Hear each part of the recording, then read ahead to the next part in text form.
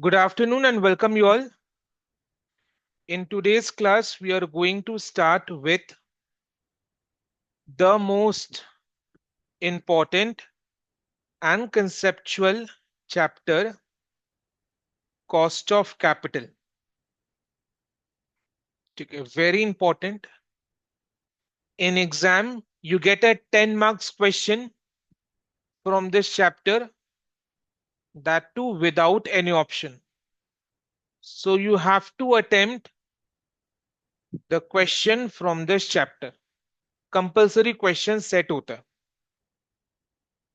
ठीक है. एंड इस चैप्टर का ऐसा है ना, ये रिसेंट ट्रेंड्स में अपने देख रहे हैं कि जैसे अपने काफी सारे क्वेश्चंस इस चैप्टर का सॉल्व करेंगे, बट क्या है ना, एग्जाम में एक या दो एडजस्टमेंट नया देता, डिफरेंट देता. अब चाहे बुक से भी कितना सारा क्वेश्चंस क्यों ना प्रैक्टिस कर लो, बट स्टिल एग्जाम में आपको एक या दो एडजस्टमेंट डिफरेंट देखने को मिलेगा. राइट. बट ऐसा नहीं है डिफिकल्ट है, ऐसा डिफरेंट होगा बट डिफिकल्ट नहीं है. तो अगर अपने कंसेप्ट में फोकस करें, पूरे क्लास में अगर अपने कंसेप्ट में फोकस करें rather than focusing on solving questions, अपने मेनली कंसेप्ट में अगर फोकस करें तो using that concept we will be able to understand difficult से difficult adjustment which comes in the exam. तो अपने पूरा अच्छे से आंसर कर पाएंगे उसको. ठीक है. अगर अपने कंसेप्ट में ज्यादा फोकस करें. ठीक है. तो हर चीज को डिटेल में एक्सप्लेन करूंगा मैं, कंसेप्ट हर चीज का समझा दूंगा, जिससे कि आपको कोई भी चीज याद रखने का स्ट्रेस ना हो. ठीक है.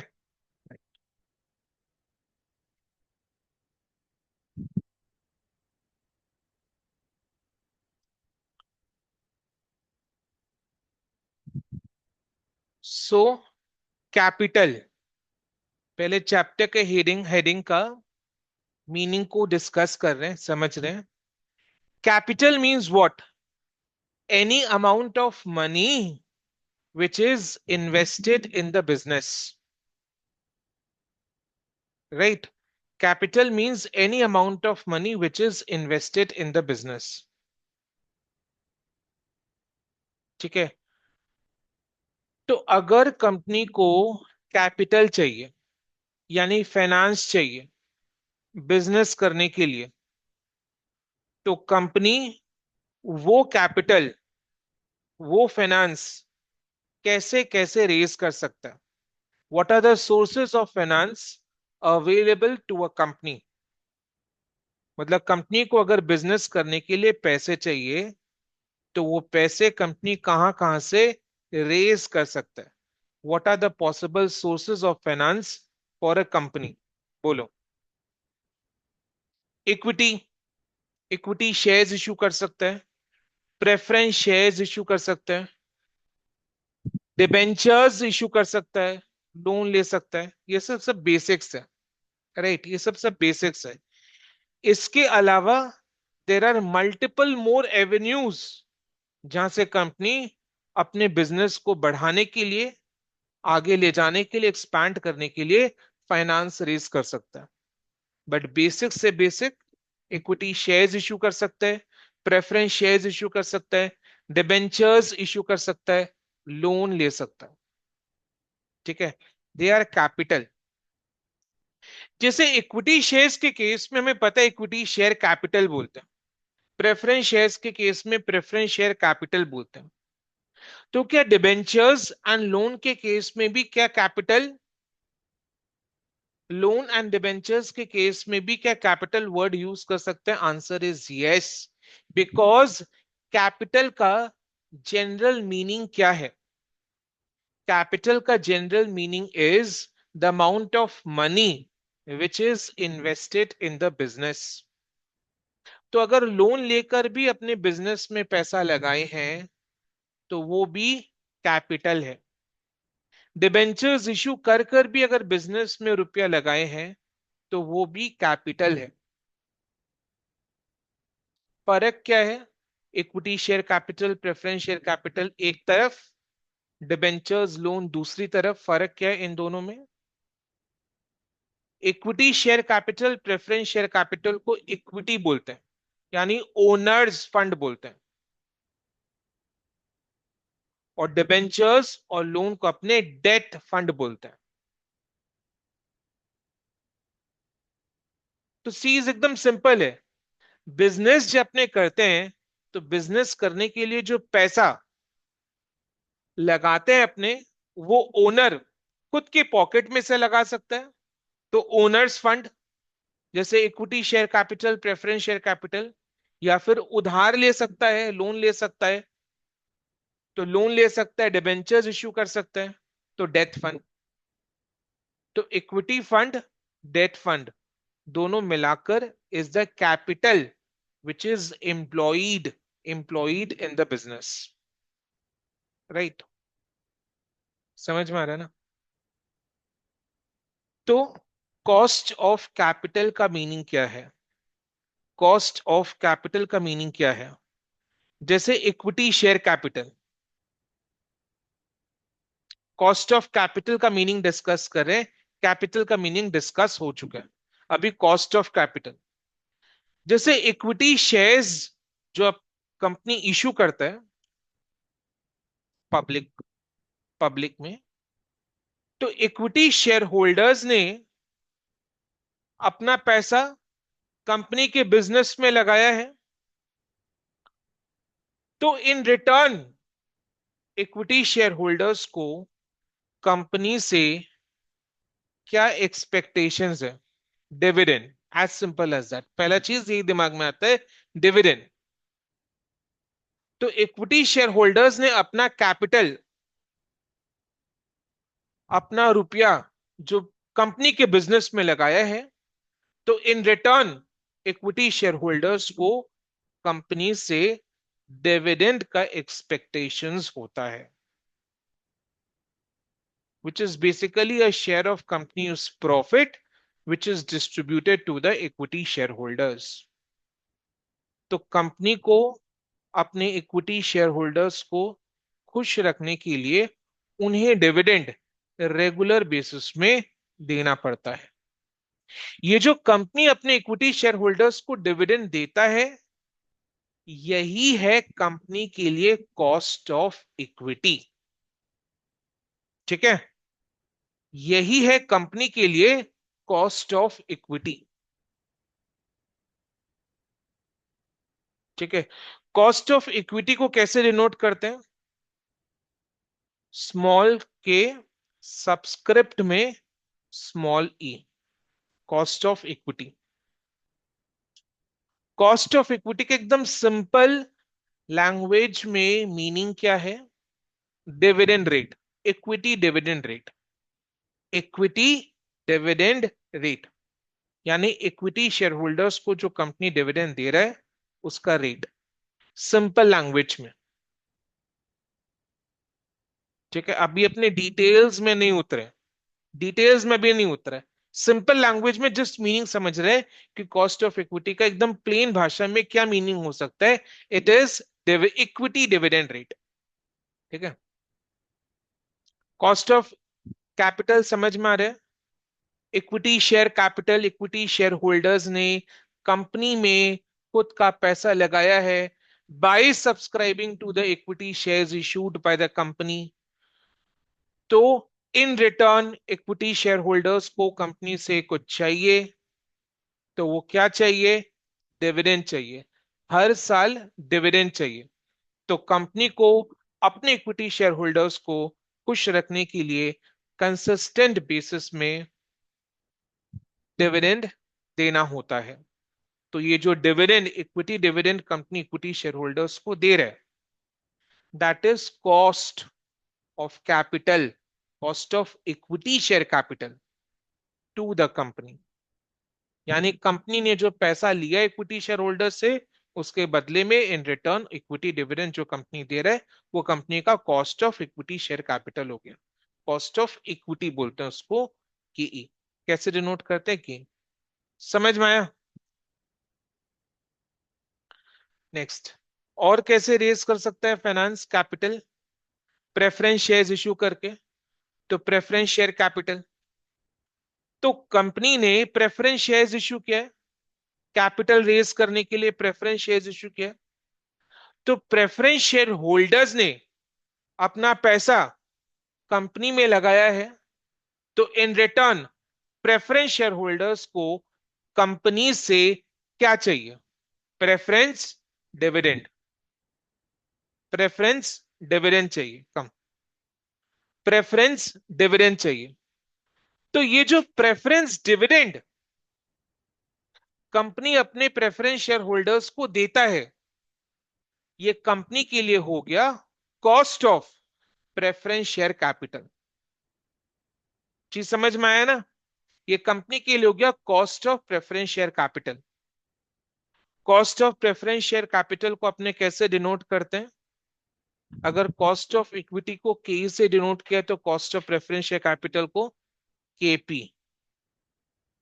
P stands for preference share capital, K stands for cost, cost of preference share capital। ठीक है, K stands for cost। ठीक है, तो सिंपल प्लेन भाषा में क्या बोल सकते हैं? KP is cost of preference share capital, which means what?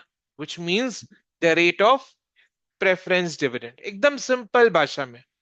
ठीक है, डिटेल्स में अपने पढ़ेंगे इसको, राइट? अब नेक्स्ट, और कैसे रेज कर सकता है कंपनी फाइनेंस? डिबेंचर्स इशू करके रेस कर सकता है। तो डिबेंचर्स पब्लिक में इशू किया, तो डिबेंचर होल्डर्स को इन रिटर्न में कंपनी से क्या चाहिए? इंटरेस्ट चाहिए। तो दैट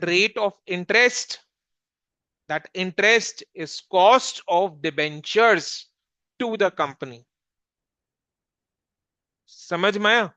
तो इंटरेस्ट का rate is cost of debentures. चीज समझ में आ रहा है ना? राइट, बोलो कैसे डिनोट करे? के डी, स्मॉल के सबस्क्रिप्ट में डी।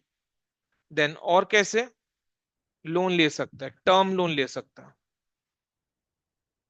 टर्म लोन का मीनिंग क्या है? Long term loan. ठीक है, लोन ले सकता है। तो कंपनी ने लोन लेकर अपना फाइनेंस रेज किया, तो बदले में उस लेंडर को रिटर्न में क्या चाहिए कंपनी से? इंटरेस्ट चाहिए। Interest, so that interest is what? Cost of loan to the company, cost of term loan to the company, cost of term loan to the company. समझ में आ रहा है? Cost of term loan to the company, ATL।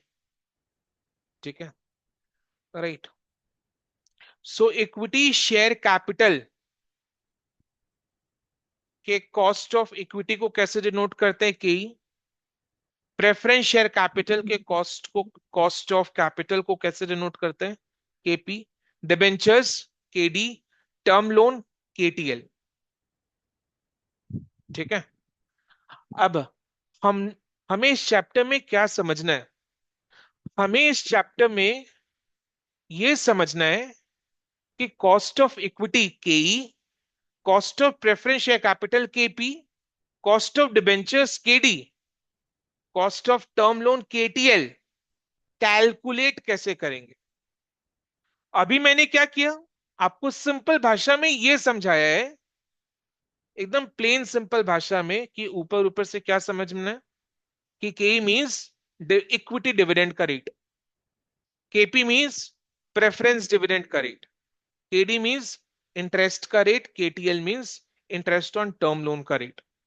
ये होता है, but इसे calculate करना पड़ेगा, and there are various factors on which the calculation depends. ठीक है, तो हमें कैलकुलेशंस सीखना है कि केई, केपी, केडी, केटीएल कैसे कैलकुलेट करें। ठीक है, राइट।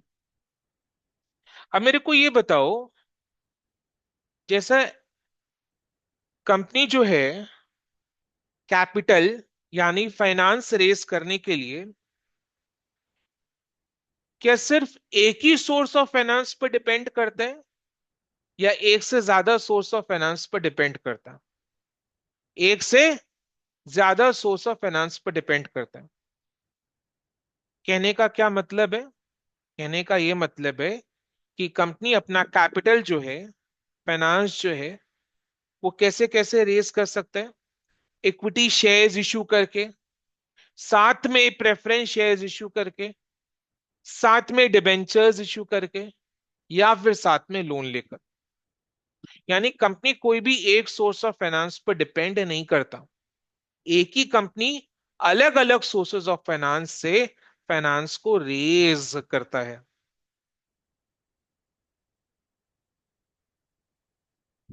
एक हल्का सा लिंक में शेयर, मतलब लिंक बैठाने का कोशिश कर रहा हूं। जैसे अपने भी, अपने कोई कुछ मतलब कई जन मार्केट में इन्वेस्ट भी करते हैं ना, नहीं भी करते तो थोड़ा नॉलेज है। तो अपने जब मार्केट में इन्वेस्ट करते हैं, क्या अपने एक ही कंपनी का स्टॉक परचेज करते हैं या अपने पोर्टफोलियो को डाइवर्सिफाई करते हैं? क्या करते हैं? पोर्टफोलियो को डाइवर्सिफाई करते हैं। पोर्टफोलियो को डाइवर्सिफाई करने का मतलब क्या? अलग अलग कंपनी के शेयर्स में इन्वेस्ट करना। किसी एक कंपनी के शेयर्स में इन्वेस्ट करने से क्या होता है? It becomes a huge risk. ये चीज पता है ना सबको? राइट, सेंसेक्स में ये चीज का नॉलेज, अपने को आइडिया पता है। तो वही चीज इधर में भी है। कंपनी के पॉइंट ऑफ व्यू से सोचो, कंपनी आज कोई एक सोर्स ऑफ फाइनेंस पर डिपेंड नहीं करता है, अलग अलग सोर्स ऑफ फाइनेंस पर डिपेंड करता है। रीजन, अलग अलग सोर्स ऑफ फाइनेंस का अलग अलग कॉस्ट ऑफ कैपिटल है। अलग अलग कॉस्ट ऑफ कैपिटल क्यों है? बिकॉज अलग अलग रिस्क है।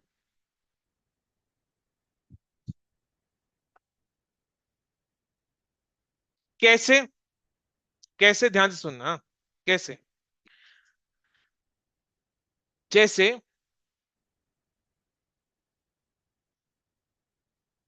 इक्विटी शेयर होल्डर कंपनी में पैसा लगाकर, इक्विटी शेयर होल्डर कंपनी में इक्विटी शेयर्स खरीदकर ज्यादा रिस्क लेता है, या फिर डिबेंचर होल्डर कंपनी का डिबेंचर्स खरीद के ज्यादा रिस्क लेता है? कौन ज्यादा रिस्क लेता है? इक्विटी ज्यादा रिस्क लेता है। बिकॉज डिबेंचर्स के केस में the debenture holder has an assurance to get interest as per the terms every year, every quarter, every half year, as per the terms. So debenture holders has an assurance to get interest. And moreover, the debentures are secured. यानी company ने security दे रखा है। तो अगर बाद में future में, if even if the company fails to repay back, that is to redeem the debentures, then the debenture holders have the security given by the company which they can sell out and discharge their amount. So debenture holders are secured. So if the debenture holders are secured, means what? The debenture holders have taken relatively lesser risk as compared to the equity shareholders. Because equity shareholders के case में, equity shareholders are not given assurance of any fixed rate of equity dividend. And equity shareholders का पैसा company life long रखता है। तो equity share holders ने ज्यादा risk लिखा है, लिया है। इक्विटी शेयर होल्डर्स ने कंपनी का इक्विटी शेयर्स खरीद कर ज्यादा रिस्क लिया है। तो बदले में इक्विटी शेयर होल्डर्स को क्या चाहिए? ज्यादा रिटर्न। ज्यादा रिस्क यानी ज्यादा रिटर्न। तो बदले में इक्विटी शेयर होल्डर्स को कंपनी से ज्यादा रिटर्न चाहिए। और रिटर्न कंपनी किस फॉर्म में देता है अपने इक्विटी शेयर होल्डर्स को? इक्विटी डिविडेंड के फॉर्म में। समझ में आए ये चीज? तो मेरे को ये चीज एक एक क्वेश्चन पूछ रहा हूं, बताना उसका जवाब। ये चीज समझ में आए तो बताओगे सही। तो इक्विटी डिविडेंड का rate is more than interest का रेट और लेस देन इंटरेस्ट का रेट? मोर देन इंटरेस्ट का rate. Equity dividend rate has to be more than interest का rate, because equity shareholders have taken greater risk as compared to the debenture holders or the lenders, because lenders, debenture holders are secured, so they have taken less risk. Equity shareholders have taken more risk. For taking more risk, they want more return. So equity shareholders want more return than debenture holders. Equity share holders को company return किस form में देता है? Equity dividend के form में देता है। Debenture holders को रिटर्न किस फॉर्म में देता है? इंटरेस्ट के फॉर्म में देता है। यानी इक्विटी डिविडेंड का rate is more than interest का रेट। चीज समझ में आ रहा है? क्लियर है ना? यानी cost of equity is what? More और less than cost of debt. Equity महंगा पड़ता है या डेथ महंगा पड़ता है? इक्विटी महंगा पड़ता है।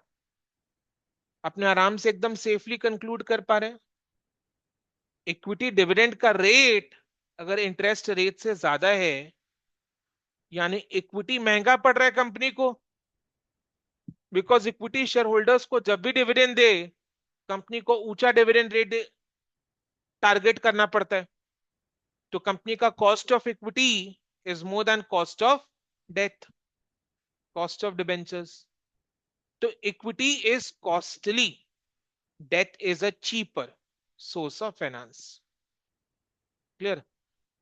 तो वही चीज मैं बोल रहा था कि कंपनी आज कोई भी एक सोर्स ऑफ फाइनेंस पर डिपेंड नहीं करता, अलग अलग सोर्स ऑफ फाइनेंस पर डिपेंड करता है, बिकॉज अलग अलग सोर्स ऑफ फाइनेंस का अलग अलग कॉस्ट ऑफ कैपिटल है।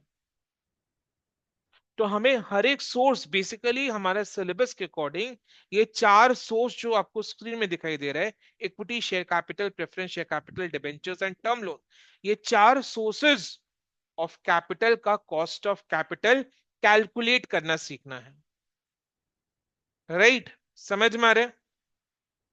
अब जैसा कि हमने अभी डिस्कस किया कि कंपनी आज कोई एक सोर्स ऑफ फाइनेंस पर डिपेंड नहीं करता, यानी एक ही कंपनी अपना capital finance, equity shares issue करके, प्रेफरेंस शेयर्स इशू करके, साथ में डिबेंचर, साथ में लोन लेकर रेस करता है। कोई भी एक सिंगल सोर्स ऑफ फाइनेंस पर डिपेंड नहीं करता। यानी कंपनी में इक्विटी शेयर कैपिटल भी है, कंपनी में प्रेफरेंस शेयर कैपिटल भी है, डिबेंचर्स भी है, लोन भी है। ठीक है? तो कंपनी के लिए चार अलग अलग कैपिटल का चार अलग अलग कॉस्ट ऑफ कैपिटल है ना? चार अलग अलग कैपिटल के लिए चार अलग अलग सोर्सेज ऑफ फाइनेंस, यानी कैपिटल के लिए चार अलग अलग कॉस्ट ऑफ कैपिटल है। तो अब कंपनी को ये जानना है, ये कंपनी जो फाइनेंस रेस करता है ना, ये फाइनेंस रेस करके कंपनी क्या करता है? अपने बिजनेस में इन्वेस्ट करता है। तो कंपनी को ये जानना है what is the single what is a single means one rate for cost of capital.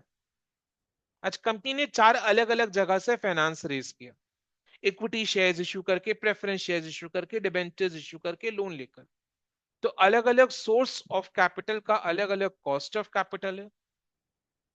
पूरा पैसा कंपनी ने अपने बिजनेस में लगाया है, तो कंपनी को यह जानना है what is one single rate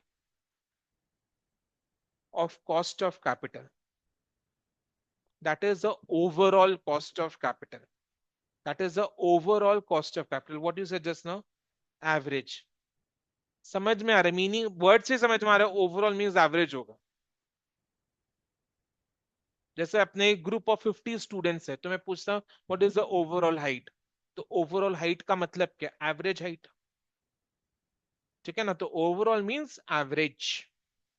so what is the average one single rate of cost of capital, overall cost of capital, which is denoted by KO. KO, KO stands for overall cost of capital, right? तो अपने को ये भी साथ में discuss करना है, how understand करना है how to calculate overall cost of capital, which is nothing but average. Average दो टाइप का होता है, आपके हिसाब से कौन सा एवरेज लेना सही है, सिंपल या weighted? Always weighted, because weighted average gives a true picture, simple average does not. मतलब वेटेड एवरेज का जो मीन वैल्यू आता है that is more close, accurate, है ना? सो वेटेड एवरेज लेना है। So KO stands for overall cost of capital. Can we say that KO also stands for weighted average cost of capital? WACC, weighted average cost of capital. क्या word है? WACC। समझ में आ रहा है? जाग रहे हैं? क्या बोला लास्ट में? KO stands for weighted average cost of capital, WACC। हम लोग कब ये देखना है, तोशु और जाग रहा है और पानी पी रहा है। ठीक है, सुनो, राइट, अपने को ये डिस्कस करना है कि why why we need to compute overall cost of capital. देखो सुनो, ओवरऑल पहला पहला चीज तो, overall cost of capital calculate करने के लिए ओवरऑल कॉस्ट ऑफ कैपिटल है क्या? Weighted average cost of capital, which is weighted average of Ke, Kp, Kd, KTL. तो के ओ कैलकुलेट करने के लिए हमें केई, केपी, केडी, केटीएल चाहिए। तो अब अपने को यह समझना है कि केओ कैलकुलेट क्यों करते हैं, केओ कैलकुलेट क्यों करते हैं, overall cost of capital calculate क्यों करते हैं। यानी हमें ये समझना है कि चैप्टर क्यों पढ़ रहे हैं, इसका रियल लाइफ में क्या एप्लीकेशन है, रियल लाइफ में इसका क्या एप्लीकेशन है। समझ में आ रहा है ना? देखो,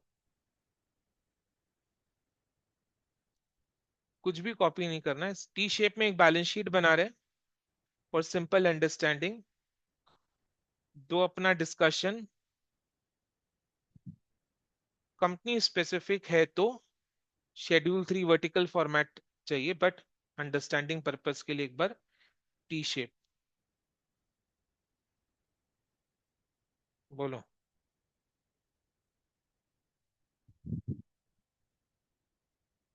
सपोज कंपनी ने 1 लाख रुपया इक्विटी शेयर्स इशू करके रेस किया, 1 लाख रुपया प्रेफरेंस शेयर्स इशू करके रेस किया, 1 लाख रुपया डिबेंचर्स इशू करके रेस किया। यानी कंपनी ने इन टोटल कितना कैपिटल रेस किया? Capital means any amount of money which is invested in the business, चाहे वो ओनर का पैसा हो या लेंडर का पैसा हो। 3 लाख रुपीज रेस किया कैपिटल, ये सुनो। अब इक्विटी शेयर कैपिटल का कॉस्ट ऑफ इक्विटी इससे 12%, प्रेफरेंस शेयर कैपिटल का cost of preference share capital KP इससे 9%, एंड डिबेंचर्स का केडी इससे 9%। Okay, just a wild guess. Data is very simple. What could be overall cost of capital?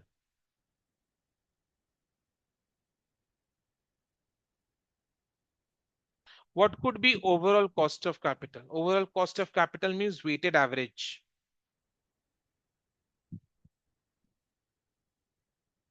बोलो, आना चाहिए ना सबको।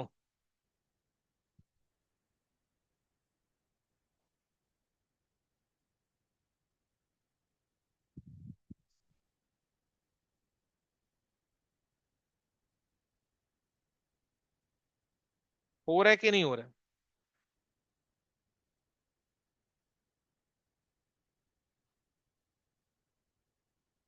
इतना टाइम लग रहा है? Should not be the case, बोलो। हाँ, 10%। राइट? कैसे? Very simple. हाँ। अच्छा, इक्विटी शेयर कैपिटल से कितना रेस किया कंपनी ने? 1 लाख। प्रेफरेंस शेयर कैपिटल से 1 लाख, डिबेंचर से 1 लाख, टोटल में 3 लाख। तो इक्विटी शेयर कैपिटल का weight in total capital is how much? 1/3। 1 out of 3, 1 lakh out of 3 lakh, yes or no? That's the weight of equity. Yes or no? Agreed? Equity share capital से company ने 1 lakh race किया, preference से 1 lakh race किया, debenture से 1 lakh race किया, तो in total 3 lakh race किया। तो ये 3 लाख में इक्विटी का कितना पोर्शन है? 1/3। ये 3 लाख में इक्विटी का कितना है? 1/3, 1 लाख। सो इक्विटी का वेट इज 1/3। तीनों से कंपनी ने 1-1 लाख रेस किया, तो तीनों का वेट क्या होगा? 1/3, 1/3, 1/3। यस और नो? वेट्स का टोटल हमेशा 1 होता है, ये चीज याद रखना। तो 1/3 प्लस 1/3 प्लस 1/3 इज 1। ठीक है? वेट्स का टोटल हमेशा 1 होता है। सो इक्विटी का वेट इज 1/3, प्रेफरेंस का weight is 1/3 in the total capital. Total capital is 3 lakh, जिसमें प्रेफरेंस का वेट इज 1/3, डिबेंचर्स का वेट इज 1/3। ठीक है? वेटेड एवरेज करने के लिए क्या करेंगे? वेटेड एवरेज क्या चीज का करना है? कॉस्ट ऑफ कैपिटल का। है तो वेटेड एवरेज क्या चीज का करना है? कॉस्ट ऑफ कैपिटल का करना है। कॉस्ट ऑफ कैपिटल का वेटेड एवरेज करना है। और वेट्स क्या है? ये कॉस्ट ऑफ कैपिटल क्या है? 12%, 9%, 9%। तो वेटेड एवरेज करने के लिए अपने क्या करते हैं? वेटेड एवरेज कैसे करते हैं अपने? Summation W x by summation W. ठीक है? अब 12 into 1/3, 9 into 1/3, 9 into 1/3, बोलो कितना आ रहा है? 10% आ रहा है ना? Sum total of the weight is 1, summation W is 1, summation W X is 10। 12 into 1/3 plus 9 into 1/3 plus 3 into 1/3। कर लो, लेजीनेस मत रखो, कर लो। अगर नहीं समझ में आ रहा है, कर लो, थोड़ा मेहनत करना पड़ेगा क्लास में। समझ में आ गया तो वेल एंड फाइन है। ठीक है? बस थोड़ा सा करना पड़ता है ना, कर्म करने से ही इंसान आगे बढ़ता है। ठीक है? सो 12 into 1/3, 9 into 1/3 plus 9 into 1/3 is equal to how much? 10. So that is summation wx 10. Summation w is 1/3 plus 1/3 plus 1/3 1। ठीक है? तो हो गया 10/1 is 10। तो k is coming to be 10। ठीक है? मैं आ रहा हूं, आ रहा हूं। क्या चीज? नहीं नहीं नहीं नहीं नहीं नहीं नहीं नहीं नहीं।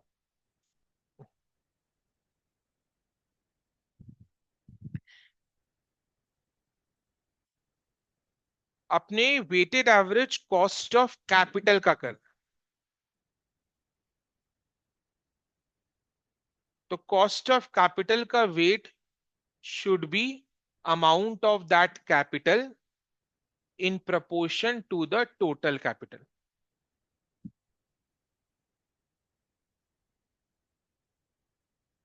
Total capital is 3। फिर से रिपीट कर रहा हूं मैं। गुड। अपने क्या कर रहे हैं? अपने weighted average cost of capital compute कर, यानी कॉस्ट ऑफ कैपिटल का वेटेड एवरेज करना है। तो इन दैट कॉस्ट का वेट्स क्या होगा? कैपिटल का अमाउंट। कैपिटल कैपिट मतलब इक्विटी शेयर कैपिटल का क्या होगा? इक्विटी शेयर कैपिटल का वेट क्या होगा? Amount of equity share capital in proportion to the total capital. Amount of equity share capital 1 lakh in proportion to the total capital 3 lakh. So 1 lakh by 3 lakh is 1 by 3. What is the weight of that capital in proportion to the total capital, which is 3 lakh? So 1 by 3. I said summation of weight will be 1 because 3 lakh by 3 lakh is 1. Summation of weight will always be 1. But अपने को अभी इस calculations में ज्यादा focus नहीं करना है, ठीक है? तो ओवरऑल कॉस्ट ऑफ कैपिटल 10% आ रहा है। अब इसको एक और तरीके से मैं प्रूफ कर दे रहा हूं आपके लिए। ओवरऑल कॉस्ट ऑफ कैपिटल अगर 10% है, यानी कंपनी ने जो टोटल कैपिटल 3 लाख का रेस किया है, टोटल कैपिटल कितना का रेस किया है? 3 लाख का जो टोटल कैपिटल रेस किया है, वो 3 लाख का टोटल कैपिटल का एक single rate of cost of capital, overall cost of capital is 10%. तो 3 लाख का जो टोटल कैपिटल है उसका एक सिंगल रेट, 3 लाख कंपनी अलग अलग सोर्स से रेस किया और उसका अलग अलग कॉस्ट ऑफ कैपिटल है। तो one single rate of cost of capital which is the weighted average cost of capital is coming 10%, which is for 3 lakh. अब 3 लाख का 10% कैलकुलेट करो, 30,000 आ रहा है, ठीक है? 30,000 आ रहा है, ठीक है? अब ध्यान से, हाँ, इक्विटी शेयर कैपिटल 1 लाख का, कॉस्ट ऑफ इक्विटी 12%, 1 लाख का 12%, 12,000। प्रेफरेंस शेयर कैपिटल 1 लाख का, केपी 9% है, 1 लाख का 9%, 9,000। डिबेंचर्स 1 लाख का है, केडी इज 9%, 1 लाख का 9% is 9,000। 12 plus 9 plus 9 is 30,000। What my point? अब तो क्लियर हो गया ना कि वो 10% is the overall cost of capital.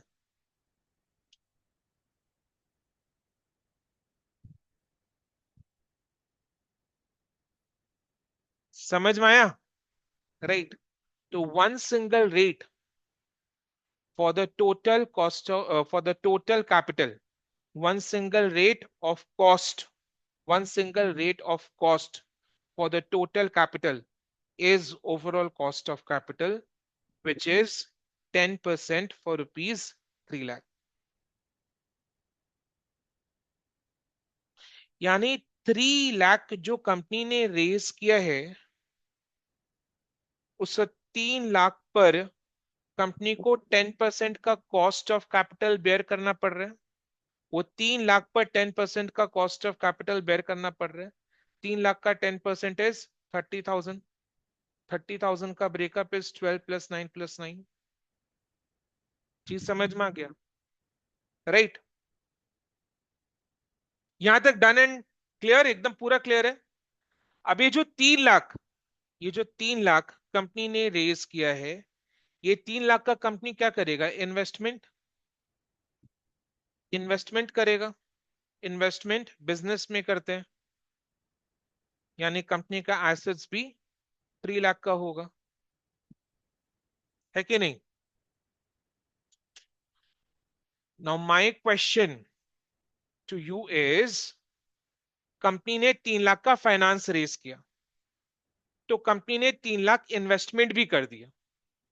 Now my question is, company ने जो 3 लाख इन्वेस्ट किया है, उस इन्वेस्टमेंट से कंपनी को कम से कम कितना rate of return on investment, rate percentage कमाना चाहिए?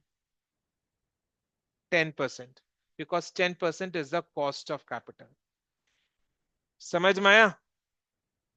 बिकॉज कंपनी ने जो 3 लाख अपने बिजनेस में लगाया है, वो 3 लाख कंपनी ने जिधर से रेस किया है, उधर कंपनी को 3 लाख का 10% का भुगतान करना पड़ता, बिकॉज 10% कंपनी का कॉस्ट ऑफ कैपिटल है। तो 3 लाख पर 10% कंपनी भुगतान कर रहा है उसको। तो जिधर भी कंपनी 3 लाख रुपया लगाएगा, उधर कम से कम 10% तो कमाएगा ना। अदरवाइज इन्वेस्टमेंट करना बेफिजूल है, करेगा ही नहीं कंपनी। तो by this what do we conclude? What exactly is cost of capital? Cost of capital is the minimum required rate of return on investment. तो कंपनी कॉस्ट ऑफ कैपिटल क्यों calculate करता है? क्यों अपने इस चैप्टर को समझ रहे हैं? क्यों इस चैप्टर के थ्रू अपने कॉस्ट ऑफ कैपिटल कैलकुलेट करना सीख रहे हैं? कंपनी क्यों कॉस्ट ऑफ कैपिटल कंप्यूट करता है? So that company can identify, calculate its minimum required rate of return on investment. इससे क्या होता है?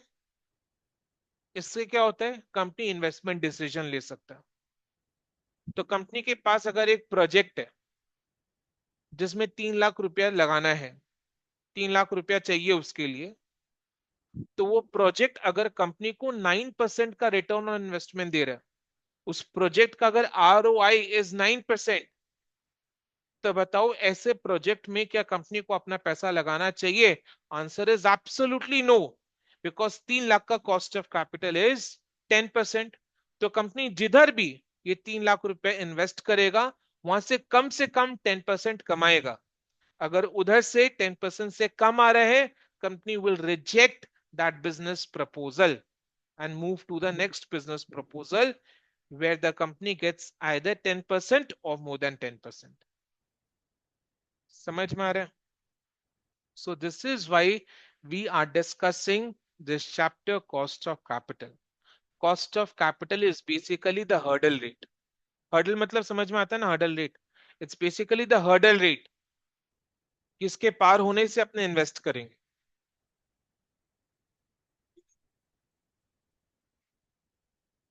हम्म। आइडल फंड्स थोड़ी ना रखेगा कंपनी। आइडल फंड्स का भी अपना एक अलग से कॉस्ट आ जाएगा, अपॉर्चुनिटी कॉस्ट। बहुत सारा कैलकुलेशंस है ना।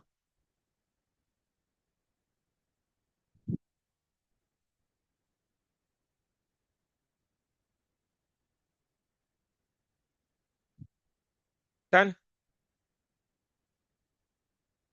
लर्निंग ऑब्जेक्टिव समझ में आया? अपने को इस चैप्टर में सीखना क्या है?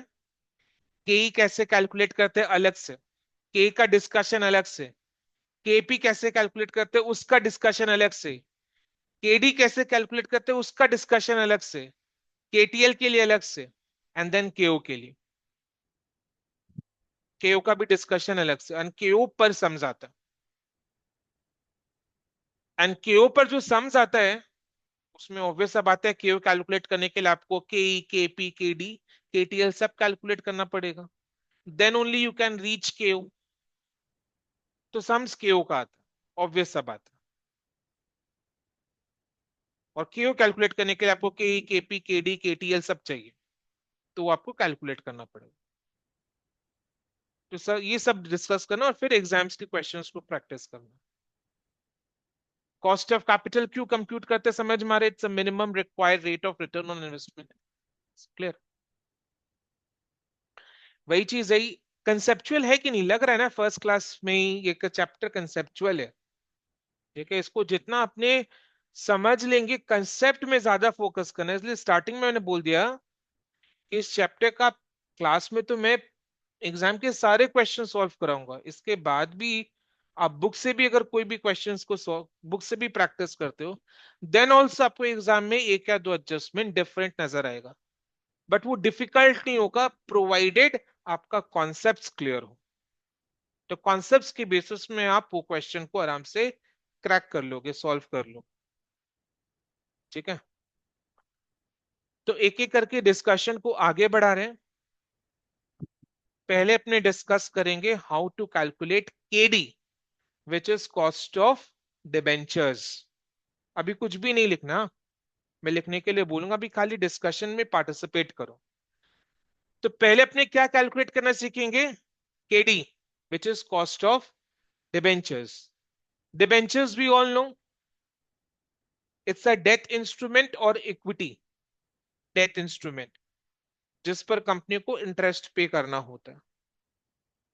ठीक है। Debentures according to the books दो टाइप का होता है, from redemption point of view. From redemption point of view debentures दो टाइप का होता है, एक है इररिडीमेबल, दूसरा है रिडीमेबल, बुक्स के हिसाब से। राइट। क्या लगता है रियल लाइफ में कौन सा एग्जिस्ट करता होगा? रिडीमेबल। इरिडीमेबल एग्जिस्ट नहीं करता। ठीक है। बट अपने को सब सीखना। इरिडीमेबल रिडीमेबल डिबेंचर्स दोनों का केडी कैलकुलेट करना सीखना as per the syllabus, right. तो पहले अपने शुरू करेंगे इरिडीमेबल डिबेंचर्स का केडी कैलकुलेट कैसे करते हैं वो सीखेंगे, राइट। इरिडीमेबल, इरिडीमेबल का मतलब क्या?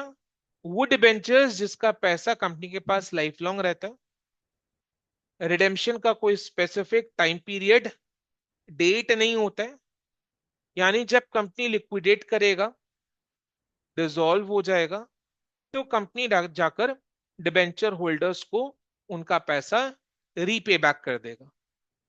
बट उससे पहले there is no obligation for the company to redeem और रीपे बैक द डिबेंचर्स का amount. Okay, that is irredeemable debentures. समझ में आ रहा है ना? ये चीज पता होगा ना, अपने तो क्लास 12 में भी या 11 में भी, कॉमर्स में, कॉमर्स या बीएसटी जो भी है उसमें ये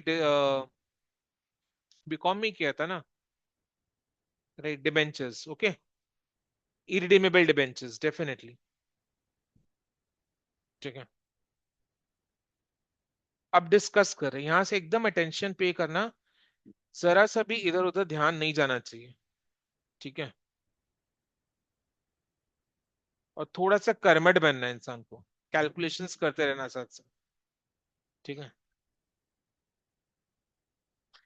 10% डिवेंचर्स, सपोज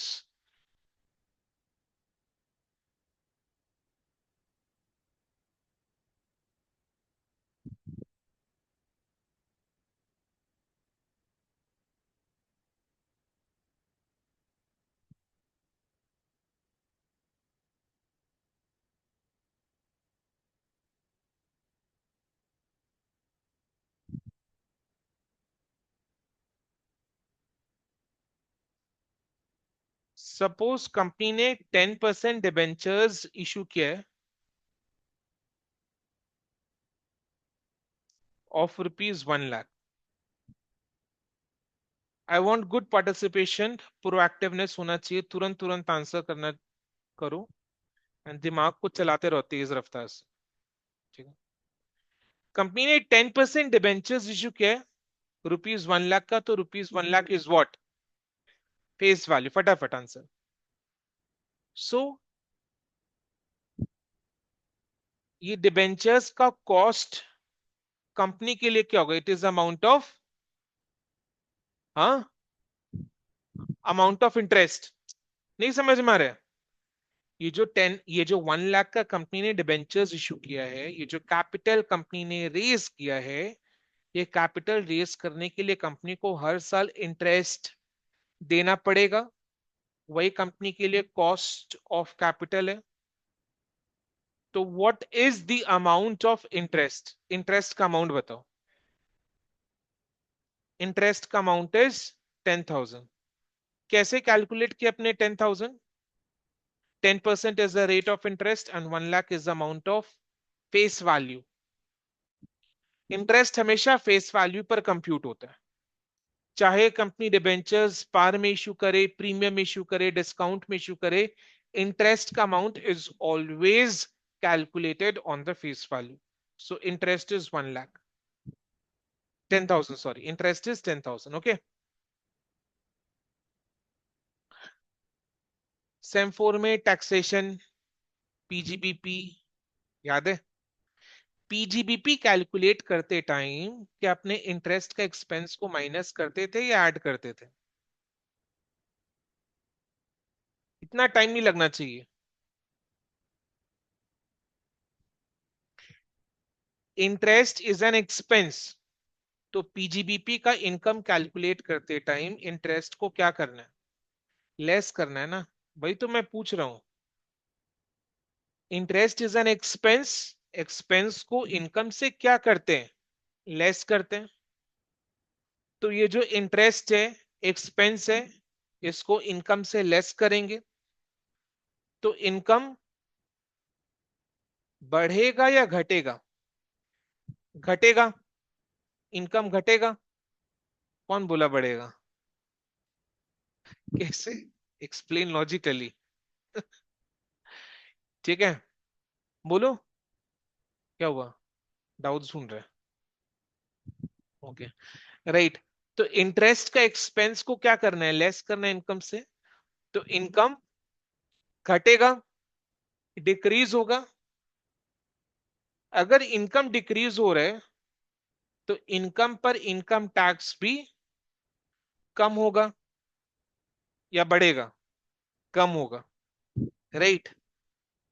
इनकम टैक्स कम होगा। तो अपने क्या समझ पा रहे हैं कि इंटरेस्ट की मौजूदगी के वजह से हमारा टैक्स कम लग रहा है। So interest is basically resulting in, very important word, tax savings. Interest is resulting in tax savings.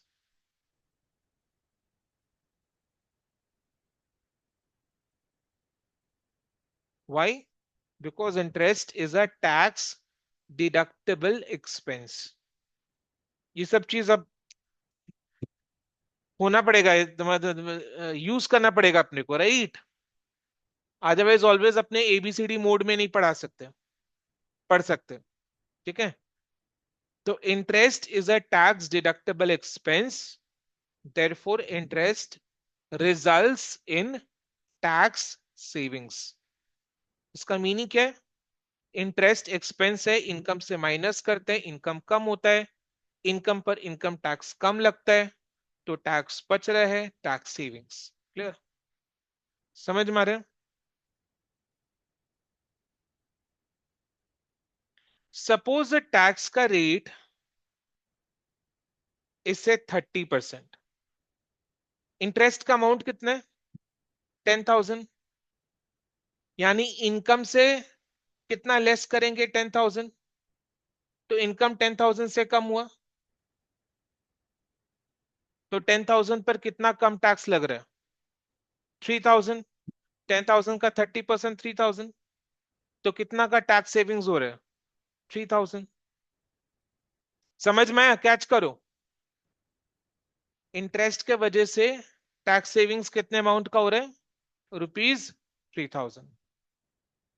Because interest का एक्सपेंस 10,000 है, एक्सपेंस को माइनस करते, इनकम 10,000 से कम हुआ, इनकम टैक्स 10,000 पर 30% कम लग रहा है, 3,000 का टैक्स सेविंग्स हो रहा है।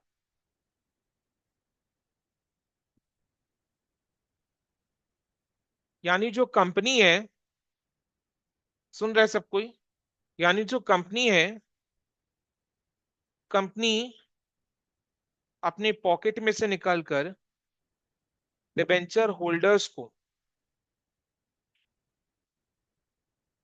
एक तरफ 10,000 रुपया इंटरेस्ट पे कर रहे हैं और दूसरी तरफ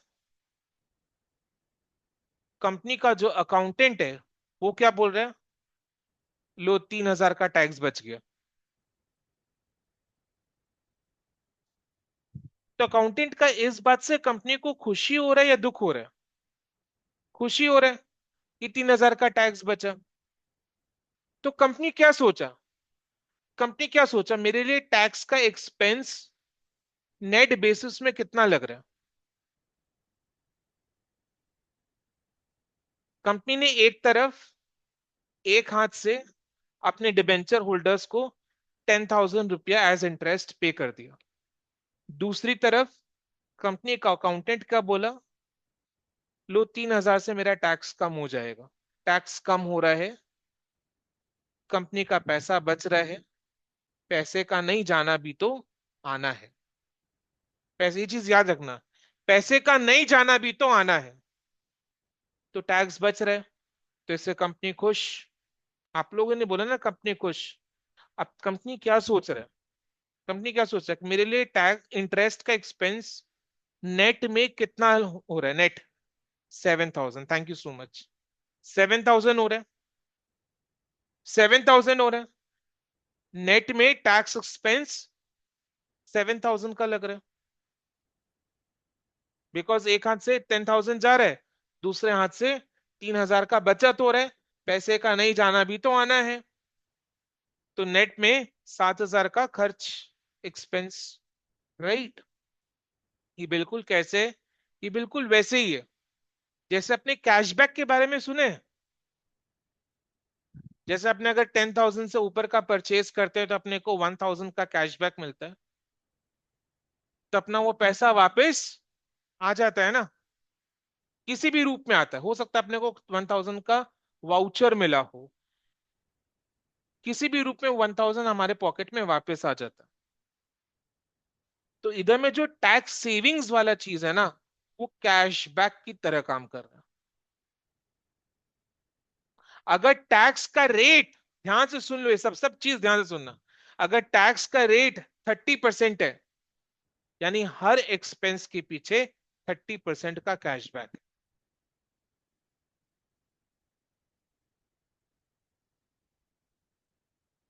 अगर टैक्स का रेट 30% है, यानी हर एक्सपेंस के पीछे 30% का कैशबैक है, यानी हर एक्सपेंस के लिए पॉकेट पिंच 70%।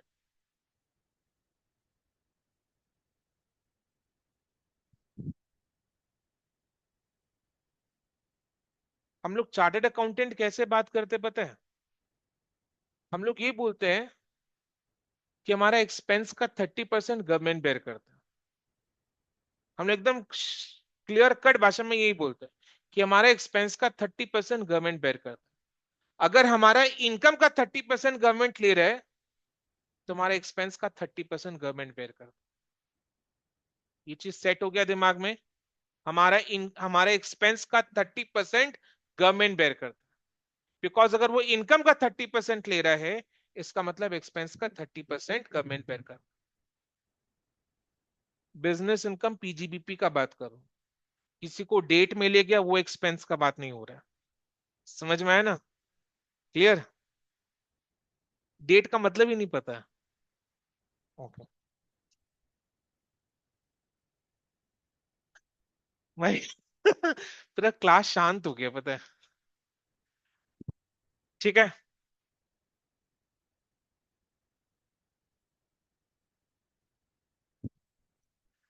तो तो अगर टैक्स का रेट 30% है, यानी हर एक्सपेंस का 30% गवर्नमेंट बेयर कर रहा है। हर एक्सपेंस के लिए 30% का कैशबैक है, यानी हर एक्सपेंस का पॉकेट पिंच बिजनेस के लिए कितना है, 70%। तो अगर मेरा एक्सपेंस 20,000 है, तो मैं क्या सोचूंगा, मेरा एक्सपेंस कितना है, 14,000।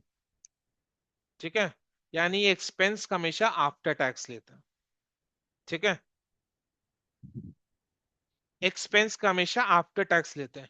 ये चीज एकदम पूरा सेट हो रहा है दिमाग में। ये से बेसिकली ना कॉन्सेप्ट बिल्ड हो रहा है।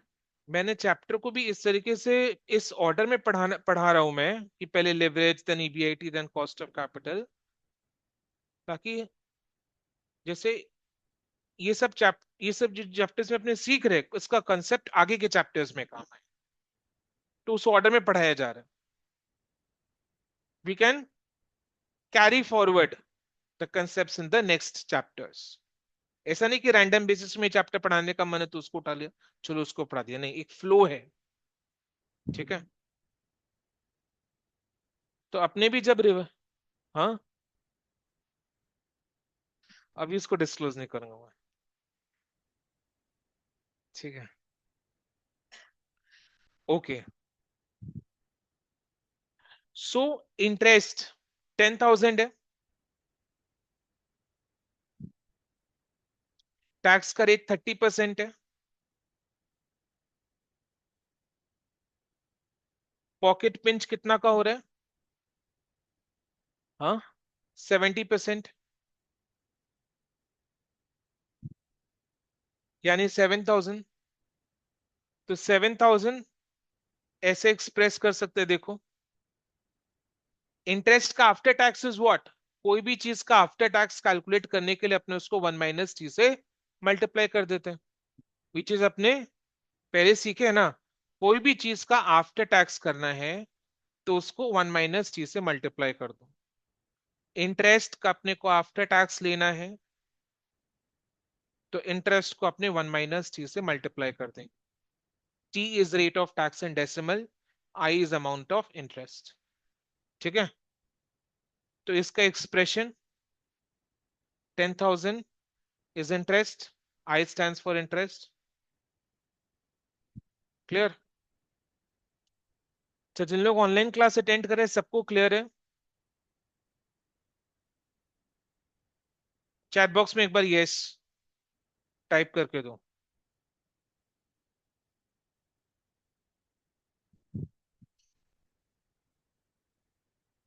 उफ, इसको रिमूव कैसे करें? भूल से इमोजीज चला गया। ठीक है, okay, I am sorry. Delete कैसे करें इसको? हो गया, अच्छा हो गया। चलो, वो सोचा मैं बोल रहा हूँ यस सर क्लियर है, मैं हंस रहा हूँ। ओके, इरिडीमेबल डिबेंचर्स से कनेक्टेड एक डिफरेंट डिस्कशन कर रहा हूं मैं। इंटरेस्ट वाला डिस्कशन डन है। इंटरेस्ट अगर आई है तो हमेशा उसका आफ्टर टैक्स लेना है। ठीक है, क्लियर?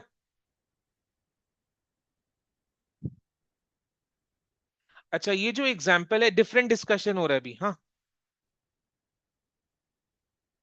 ये जो एग्जाम्पल है उसमें डिबेंचर्स का फेस वैल्यू कितना है? 1 लाख है। Face value is 1 lakh. अच्छा, कंपनी जो पब्लिक में डिबेंचर्स इशू करता है, इशू करने के लिए अगर कंपनी को कोई कॉस्ट खर्चा इनकर करना पड़ता है, हाँ, that is called flotation cost. Debentures issue करने के लिए जो एक्सपेंस या शेयर्स इशू करने के लिए जो एक्सपेंस कंपनी करता है, that is called flotation cost. Flotation means cost which is incurred to float, issue the debentures shares in public, so that's flotation cost। ठीक है, तो suppose flotation cost is rupees 5,000। Flotation cost is rupees 5,000।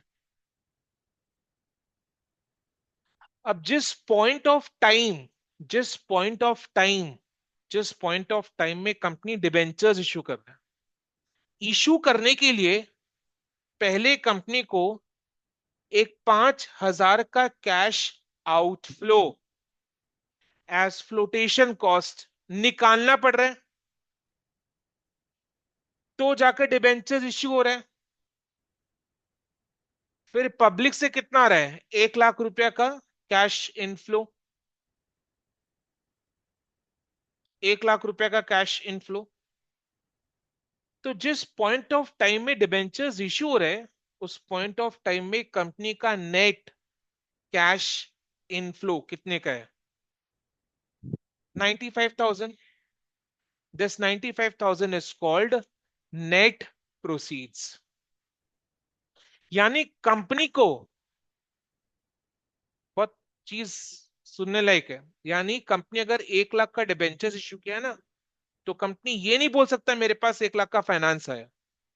Company क्या बोलेगा?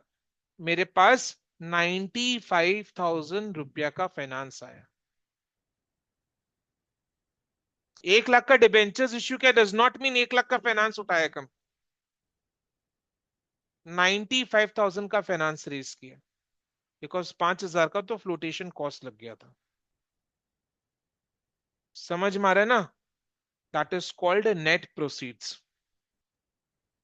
Suppose example, दूसरा example ले रहे हैं। Suppose ये वाले केस में debentures are issued at a premium of 8%। ठीक है, ध्यान से सुना हाँ। तो इशू प्राइस कितना है, इशू प्राइस, नेट प्रोसीड्स नहीं पूछ रहा हूं, इशू प्राइस कितना है। क्या कर, कौन कर रहा है ये, मेरे हाथ से हुआ।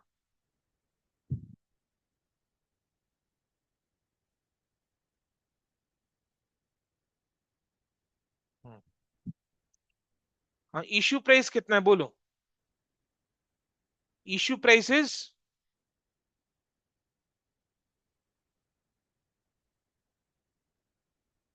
रुपीज 1,08,000। फेस वैल्यू 1 लाख रुपए, issued at a premium of 8%। तो 1 लाख का 8%, 8,000 is the amount of securities premium. So the issue price is 1,08,000। Issue price is 1,08,000। ठीक है, फिर से अपने जिस पॉइंट ऑफ टाइम में डिबेंचर्स इशू हो रहे हैं, उस पॉइंट ऑफ टाइम में खड़े हैं अपने। तो जिस पॉइंट ऑफ टाइम में डिबेंचर्स इशू हो रहे हैं, डिबेंचर्स इशू करने से पहले कंपनी को डिबेंचर इशू एक्सपेंस इनकर करना पड़ा, that we call as flotation cost. कितना का है वो, 5,000। तो 5,000 का आउटफ्लो हो रहा है। डिबेंचर्स इशू हुआ पब्लिक से, पब्लिक में डिबेंचर्स इशू करके कंपनी के पास इनफ्लो कितना का आया, 1,08,000। तो जिस पॉइंट ऑफ टाइम में कंपनी इशू कर रहा है, उस पॉइंट ऑफ टाइम का नेट इनफ्लो कितना है, 1,03,000। 1,03,000 कैसे, 1,08,000 माइनस 5,000 इज 1,03,000। तो in this case net proceeds is how much, net proceeds is 1,08,000 minus 5,000, which means issue price minus flotation cost. 1,08,000 minus 5,000 is equal to rupees 1,03,000। यानी अगर company 1 lakh का debentures 8% premium issue कर रहा है, तो कंपनी ये नहीं बोल सकता कि मैंने 1,08,000 का फाइनेंस रेज किया। तो कंपनी क्या बोलेगा, मैंने 1,03,000 का फाइनेंस रेज किया है। बिकॉज जब कंपनी डिबेंचर्स इश्यू करता है, company has to bear a certain amount as flotation cost, वो कंपनी माइनस कर। समझ में आ रहा है। सो नेट प्रोसीड्स 1,03,000 है।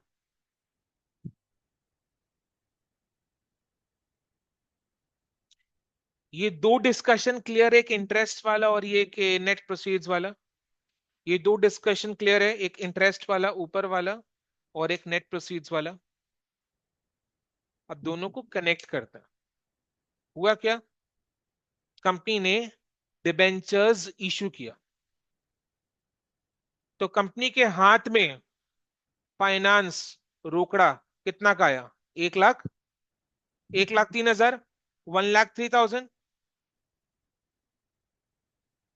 हो गया डिबेंचर्स इशू, आ गया 1,03,000।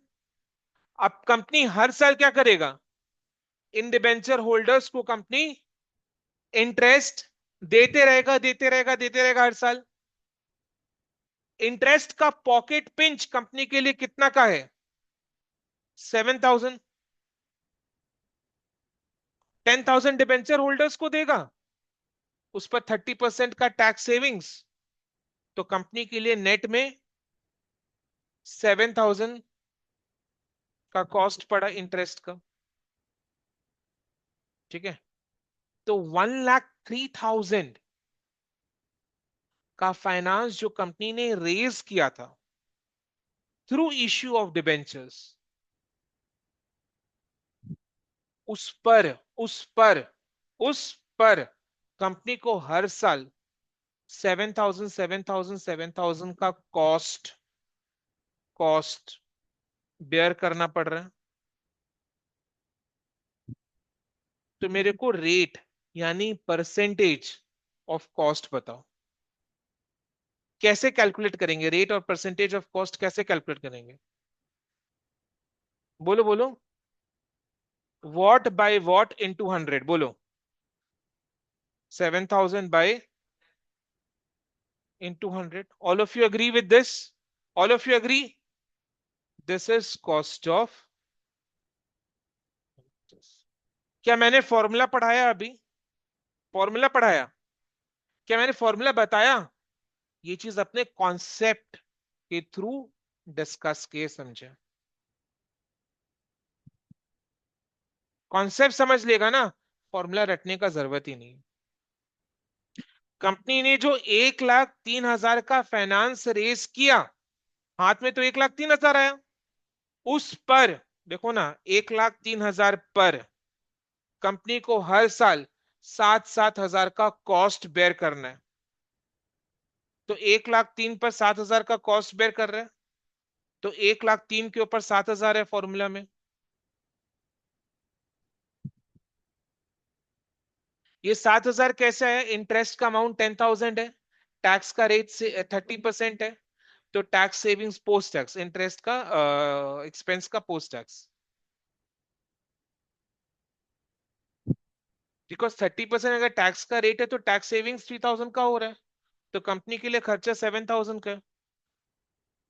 समझ में आया ना? तो what is the rate? Rate percentage of cost. 1,03,000 के फाइनेंस पर कंपनी को हर साल 7,000 का खर्चा लगाना पड़ रहा है, तो उसका रेट क्या है, उसका परसेंटेज क्या? Percentage of cost is 7,000 by 1,03,000 into 100। This is cost of debt, cost of debentures.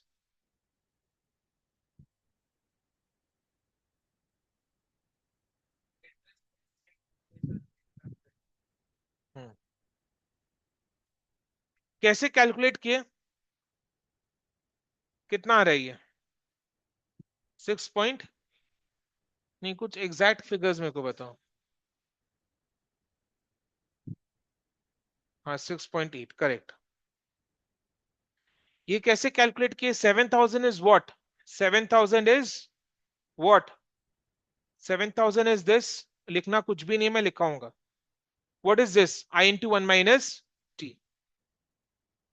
Amount of interest I 10,000, उसका आफ्टर टैक्स यानी 1 - टी से मल्टीप्लाई करेंगे। T is rate of tax in decimal. After tax क्यों? Because expense tax savings देता है। Tax का rate cashback की तरह काम करता है, ठीक है? Divided by 1,03,000। What is 1,03,000? Net proceeds. What is net proceeds? Issue price minus flotation cost.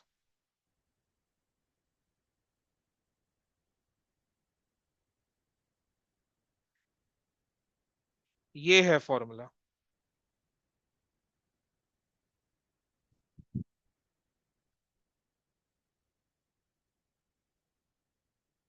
Hmm. Examples करेंगे अपने, वो मेन क्वेश्चंस में आने से पहले एग्जाम्पल्स करें, तो एप्लीकेशन कैसे करेगा फिर? एप्लीकेशन कैसे सीखेगा? तो cost of debentures, cost of debentures KD कितना आ रहा है? 6.8%। ठीक है? पता है, जिस मैनेजर को कॉस्ट ऑफ कैपिटल का नॉलेज नहीं है, उसने सेम 6 को बहुत लाइटली लिया, किया ही नहीं, पढ़ा ही नहीं कॉस्ट ऑफ कैपिटल। तो जिस मैनेजर को कॉस्ट ऑफ कैपिटल का नॉलेज नहीं है, वो किस तरीके से गलत डिसीजन ले सकता है? सुनो अच्छे से। जिसको कॉस्ट ऑफ कैपिटल का नॉलेज नहीं, वो केडी कैलकुलेट नहीं कर पाएगा। तो वो क्या देखेगा? डिबेंचर्स का इंटरेस्ट रेट 10% है, तो जिधर भी, समझ में आ रहा है ना, क्लियर हो रहा है? तो सपोज उसको एक जगह इन्वेस्ट करने के लिए 1 लाख रुपया चाहिए। ठीक है, ध्यान से सुन रहे हैं। उसको, कंपनी को एक जगह इन्वेस्ट करने के लिए 1 लाख रुपया चाहिए। वो 1 लाख रुपया कंपनी कैसे रेज करने का सोच रहा है? डिबेंचर्स इशू करके। तो कंपनी के पास एक बिजनेस प्रपोजल है, एक प्रोजेक्ट है, जिसमें कंपनी को 1 लाख का इन्वेस्टमेंट का रिक्वायरमेंट है। 1 लाख इन्वेस्ट करने के लिए चाहिए। बट उधर से जो रिटर्न ऑन इन्वेस्टमेंट है वो है 9%। ठीक है, समझ में आ रहा है ना? मैनेजर है, कंपनी का मैनेजर है, कंपनी के पास इन्वेस्ट करने के लिए एक बिजनेस प्रपोजल है, प्रोजेक्ट है, जिधर में 1 लाख का इन्वेस्टमेंट इज रिक्वायर्ड। और उधर से कंपनी का रिटर्न ऑन इन्वेस्टमेंट इज 9%। तो वो मैनेजर को अगर कॉस्ट ऑफ कैपिटल का नॉलेज नहीं है, वो क्या देखेगा कि 1 लाख रुपए इन्वेस्ट करने के लिए अगर कंपनी डिबेंचर्स इशू करता है, डिबेंचर्स का रेट ऑफ इंटरेस्ट 10% है, यानी उसके लिए तो वो 10% ही हर्डल रेट है। और प्रोजेक्ट से कितना रिटर्न ऑन इन्वेस्टमेंट आ रहा है? 9%। तो वो क्या करेगा? उसको रिजेक्ट कर देगा। बिकॉज वो क्या देखेगा कि 1 लाख रुपया इन्वेस्ट करने के लिए अगर कंपनी डिबेंचर्स इशू करता है, डिबेंचर्स का तो इंटरेस्ट रेट 10% है, तो 10% तो कंपनी को डिबेंचर होल्डर्स को पे करना पड़ेगा। 10% is the hurdle rate for him. तो वो 10% के बेसिस में उस प्रोजेक्ट को रिजेक्ट कर देगा, बोलकर कि रिटर्न ऑन इन्वेस्टमेंट कम है। बट जिसको कॉस्ट ऑफ कैपिटल का नॉलेज है, वो सही ढंग से केडी कैलकुलेट करेगा, 6.8%, और उस प्रोजेक्ट को एक्सेप्ट कर लेगा।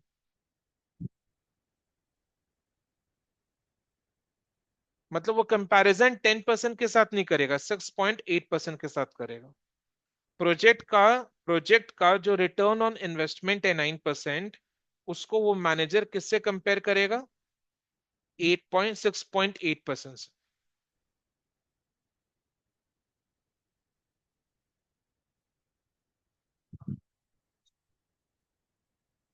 हम्म,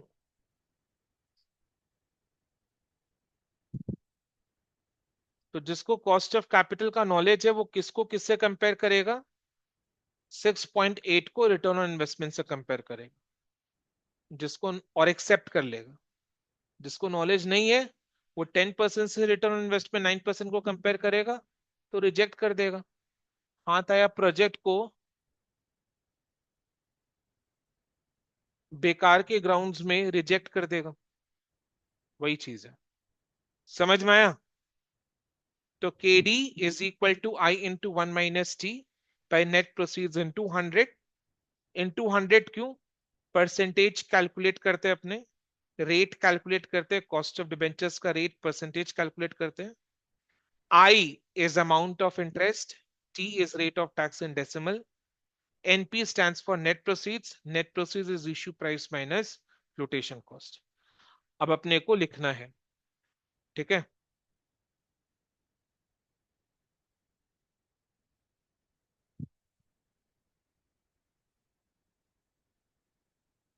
इंटरेस्टिंग तो लग रहा होगा ना? ये चैप्टर मजेदार है। ये लेवल का पढ़ाई नहीं किया तो पूरा बीकॉम में अफसोस रह जाएगा, बीकॉम आकर किए क्या। एक टैक्स पढ़ने में मजा आता है, कुछ हद तक कॉस्ट पढ़ने में भी इंटरेस्ट लगा। एफएम तो बस शुरू है अभी। ठीक है,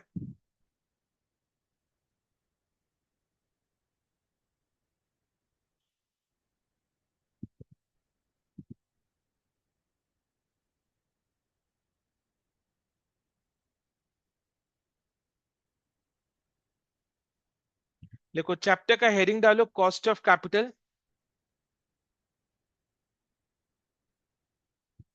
हम्म,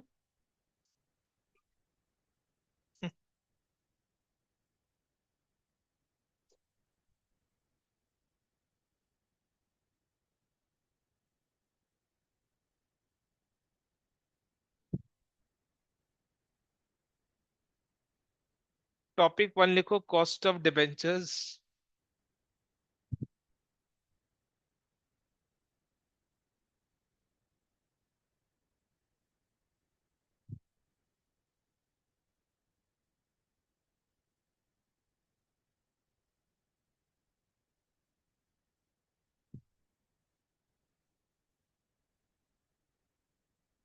कैपिटल ए, चैप्टर हेडिंग लिखा ना कॉस्ट ऑफ कैपिटल, उसके नीचे topic one cost of debentures bracket में केडी, ए करके लिखो, इररिडीमेबल डिबेंचर्स।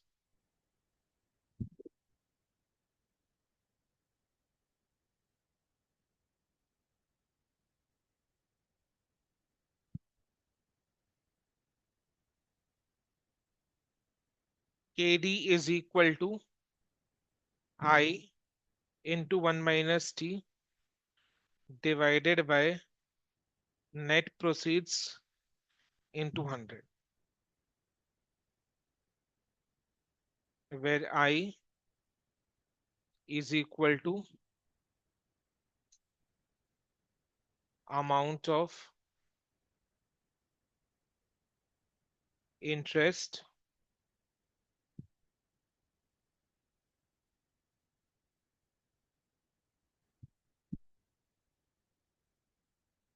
where interest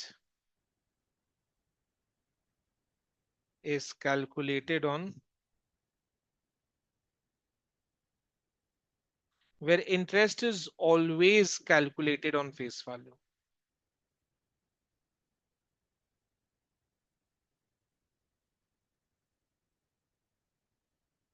हमेशा चाहे डिबेंचर्स पार में इशू हुआ है या प्रीमियम में इशू हुआ है या डिस्काउंट में इशू हुआ है, इंटरेस्ट का amount is always calculated on face value. T is tax rate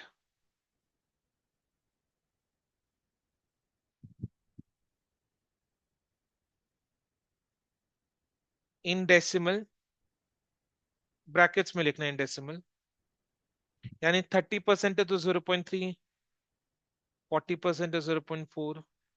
NP is net proceeds, net proceeds means issue price minus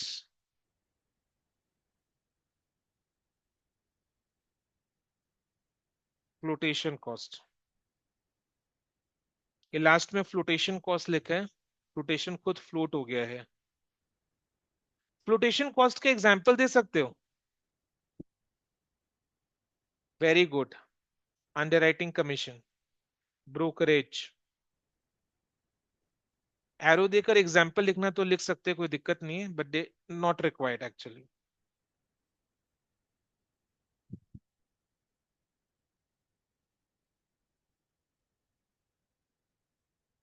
अब example, these are examples not exam questions,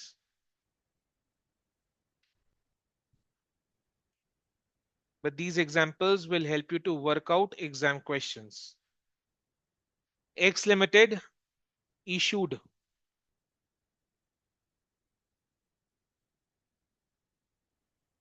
12%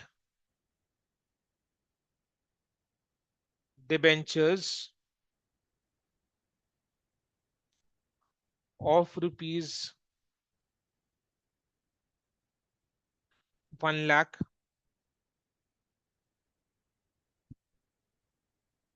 1 lakh is what? Face value,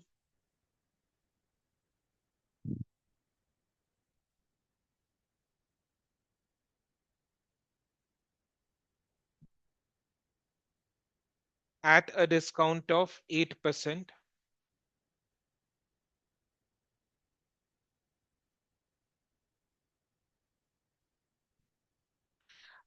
tax rate is equal to 30%,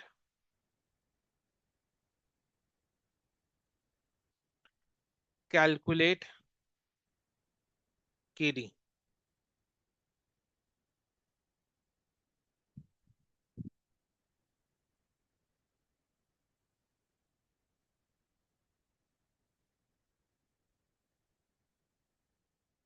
flotation cost नहीं है तो नहीं सोचना उसके बारे में। जो नहीं होता उसके बारे में नहीं सोचा करता।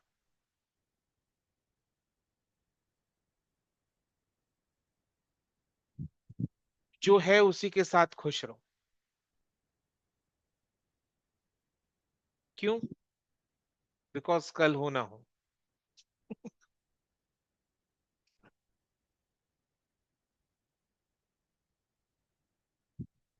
जी अनमोल चैट बॉक्स में लिख रहा है कल कोई और होगा।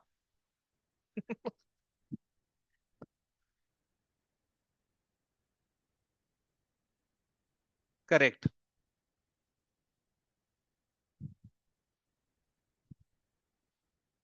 हेल्प करोगे मेरे को?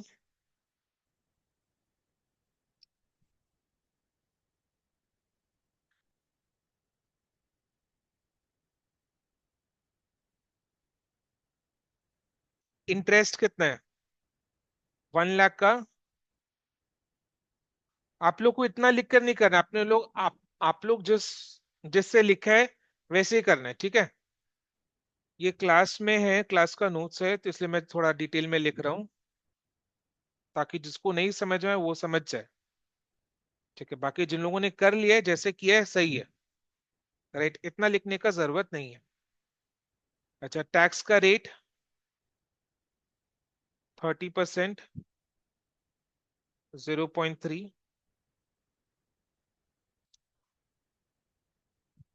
Issue price.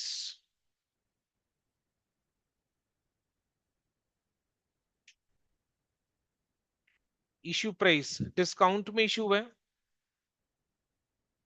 8% डिस्काउंट में। 1 लाख का 8% इज 8,000। 8,000 का डिस्काउंट को माइनस करके इश्यू प्राइस 9,000 का आ रहा है। फ्लोटेशन कॉस्ट नहीं है तो नहीं लेना है। Net proceeds is issue price minus flotation cost. Issue price 92,000 है, फ्लोटेशन कॉस्ट नहीं है, तो net proceed is 92,000।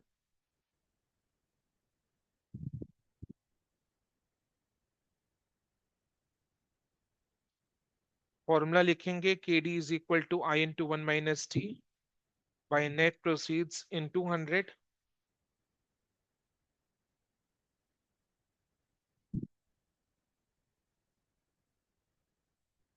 I is amount of interest into 1 - tt is rate of tax in decimal 0.3 by net proceeds 92,000 into 100।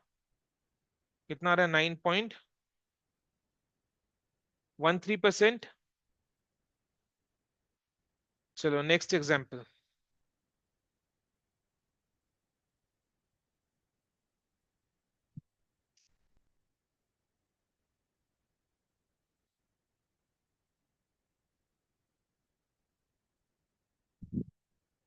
Y Limited issued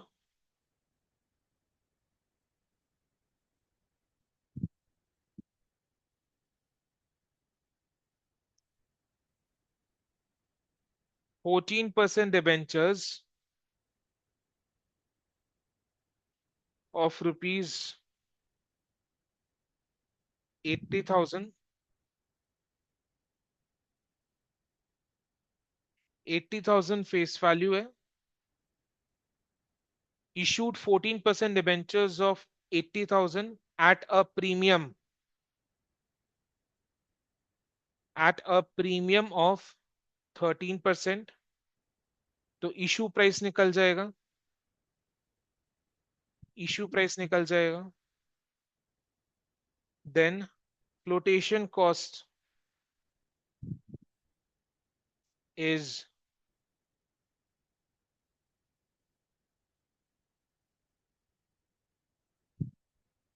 6% of issue price.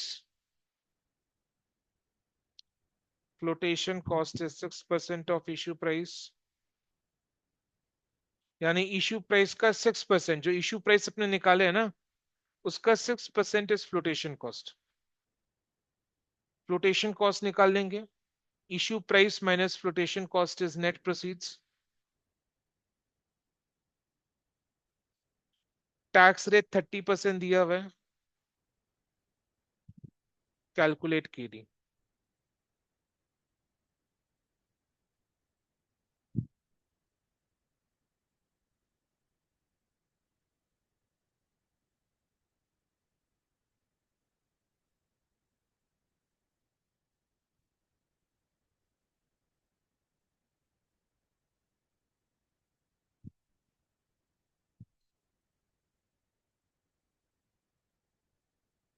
9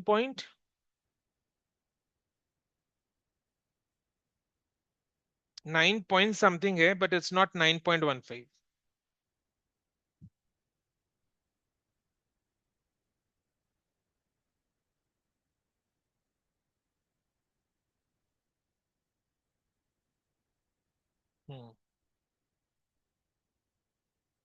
ऐसा कुछ 9.23, ऐसा ही कुछ, ऐसा ही है।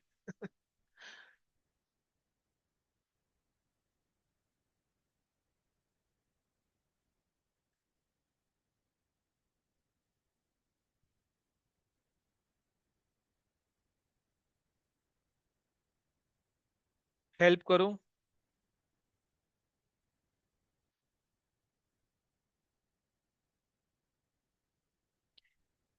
80,000 का फेस वैल्यू, इंटरेस्ट का रेट 14% है। 80,000 का, हाँ, okay. 11,200 is the amount of interest. T is rate of tax in decimal, 0.3. Net proceeds is issue price minus flotation cost. Issue price issued at a premium है, 13% premium,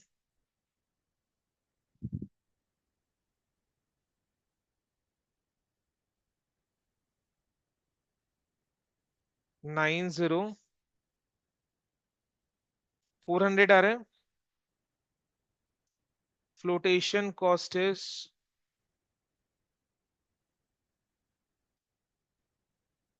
6% of issue price.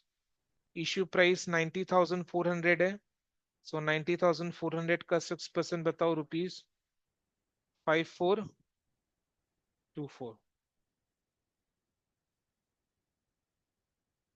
तो net proceeds NP is equal to issue price minus flotation cost, 90,400 minus 5424 is equal to rupees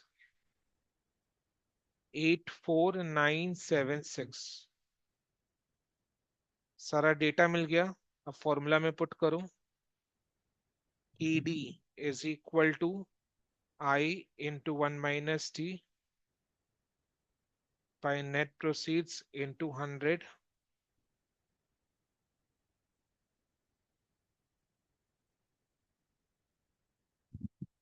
right? I कितना, 11,000, 11,200 into 1 minus 0.3 by net proceeds 84,976 into 100, कितना आ रहा है, 9 point.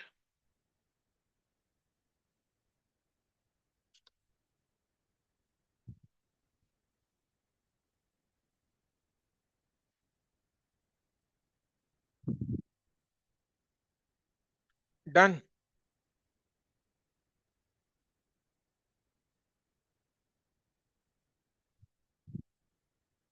तो जो concept अपने discuss किए थे उसका एप्लीकेशन भी सीख लिया है,